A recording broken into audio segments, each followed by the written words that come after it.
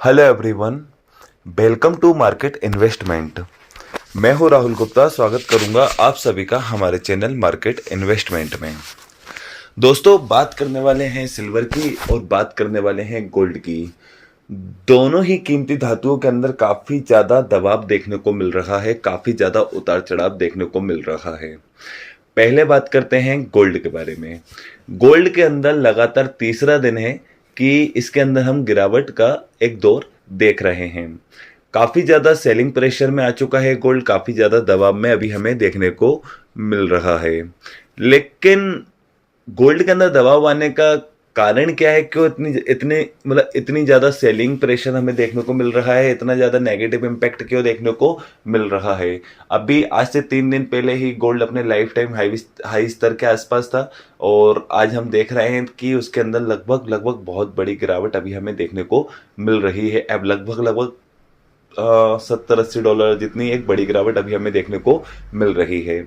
आज दिन है बुधवार का और सुबह के ट्रेडिंग सेशन के दौरान भी हम अंतर्राष्ट्रीय बाजारों में देख रहे हैं, ग्लोबल मार्केट के अंदर देख रहे हैं कि गोल्ड के ऊपर वापस अभी हमें एक दबाव देखने को मिल रहा है।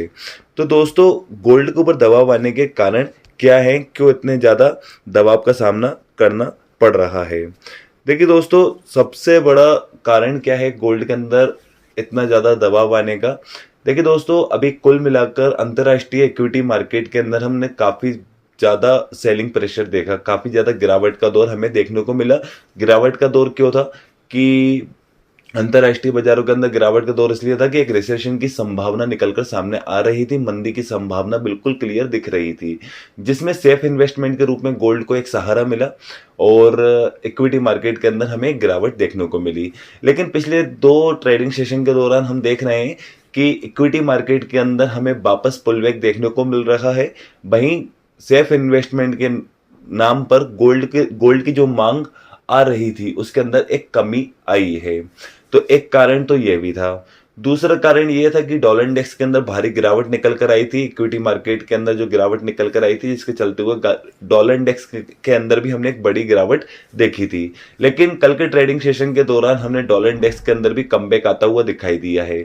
डॉलर इंडेक्स ऊपर की तरफ आता हुआ दिखाई दिया है। जैसा कि आप लोग जानते हैं कि डॉलर इंडेक्स के अंदर अगर बाइंग प्रेशर आता है, उछाल आता है, तो गोल्ड के अंदर हमें गिरावट दिखती है और डॉलर इंडेक्स के अंदर हमें गिरावट दिखती है तो गोल्ड के अंदर तेजी दिखती है। तो फिलहाल डॉलर इंडेक्स के अंदर वापस एक कमबैक आया है, जिसके चलते हुए गोल्ड के ऊपर भी एक दबाव बना है। थोड़ा सा मुनाफा वसूली भी देख सकते हैं, थोड़ा मंदी की आशंका भी देख सकते हैं, थोड़ा मांग में कमी आने का अनुमान भी देख सकते हैं और कहीं ना कहीं एक रिजेक्शन का जोन भी हम देख रहे हैं बार बार फ्यूचर मार्केट के अंदर $2500 से जो 2-3 बार रिजेक्शन हमें देखने को मिले। तो एक ये छोटे छोटे कारण है, कई कारण है और अमेरिका के जो डेटा निकल कर आए उसने भी थोड़ा गोल्ड को नेगेटिव कर दिया है। तो बहुत सारे कारण रहे हैं गोल्ड के अंदर दबाव आने के।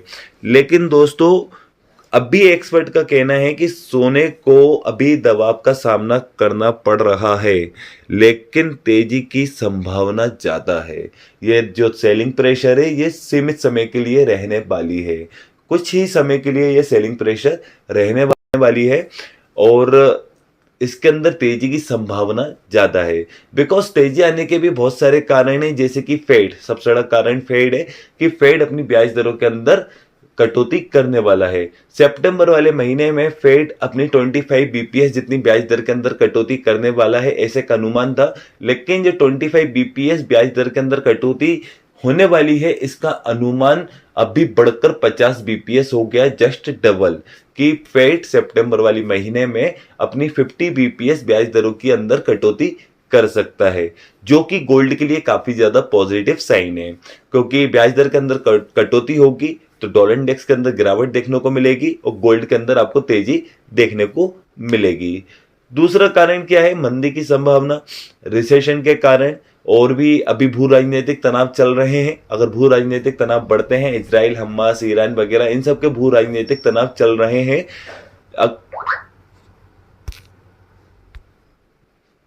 अगर ये भू राजनीतिक तनाव किसी भी कारण से अगर ये बढ़ते हैं तो सेफ इन्वेस्टमेंट के रूप में गोल्ड को वापस तेजी के रूप में देखा जाएगा।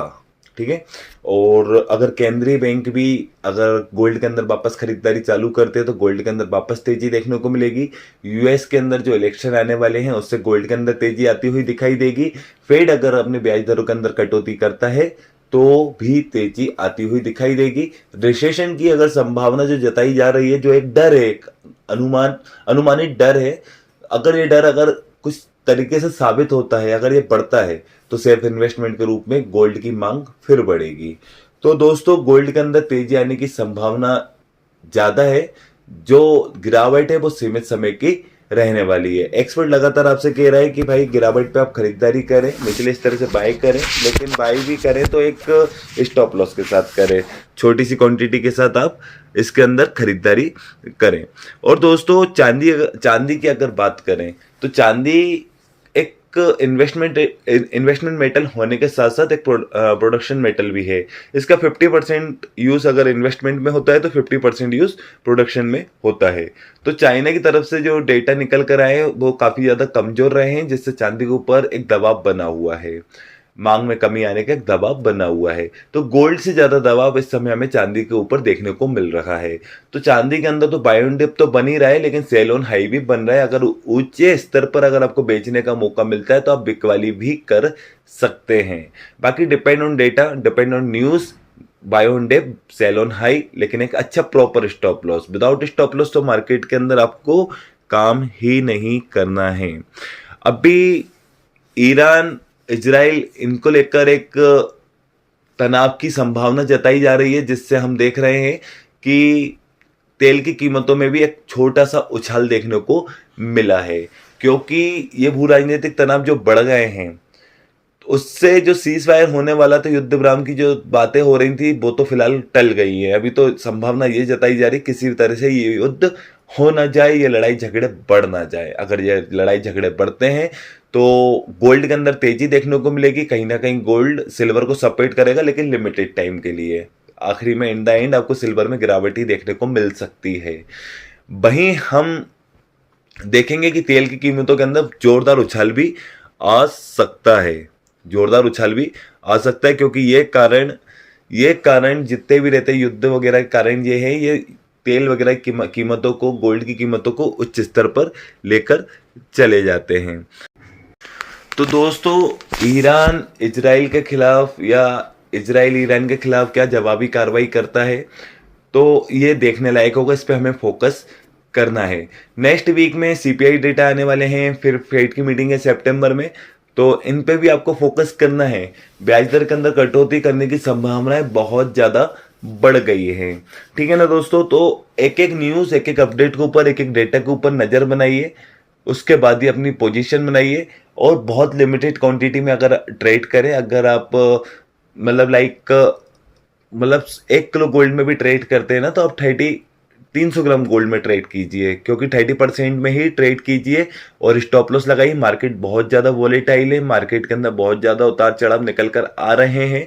तो ये उतार चढ़ाव मार्केट के अंदर अगर कम माल होगा तो आप आसानी से झेल पाएंगे, और आपका स्टॉप लॉस भी प्रॉपरली मेंटेन हो पाएगा।